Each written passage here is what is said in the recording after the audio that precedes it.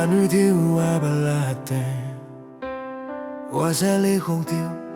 igale kwa jama ing magsimi jumni kwa be chok jalu o abala hawa sao Jesu asanu kumasanya mina zogura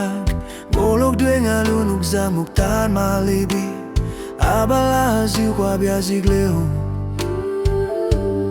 o abala hawa sao no zamukenya nhìn nhìn qua nung lại bay qua chỉ lâu Hallelujah Hallelujah abala wa sa ta shabi yigu ma be yigu qua chỉ yin jamu kunya biele tialu o abala wa sa ta shige Hallelujah wa sa nung ya mi ne la zuta ale que chineno Mamu gue lao nung rei ching nha Wa nung la pha khoa ching lao Char mu kek tay mak buk sui Halu bu dao ma buk sa Tigru nung tay lek xia gen ngon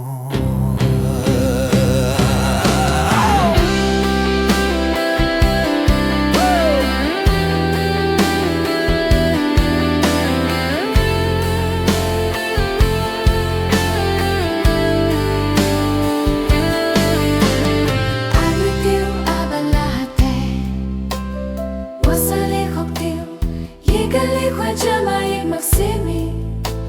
Jukni kwabi chok jalo O abala hawa sao Jiksu asanu kumasanya Mine zogarat Ngoluk due ngalunok sar muktar malibi Abala hasil kwabi asik leo O abala hawa sao zamukenya nhìn nhìn hoa nung la bay qua chiếc lâu Hallelujah Hallelujah abala wa sa tai cha go yi gong ma be yi gần mưa qua chi yi ja mo cùng nhau bia li tia lo oh abala wa sa tai shi gue Hallelujah ani ke ching nit no Mamu gue lao nung rei ching nha Wa nung la pha khoa ching lao Char mu quick tay mak buk sui Halu bu dao ma buk sa Tigru nung tay lek xia gen ngon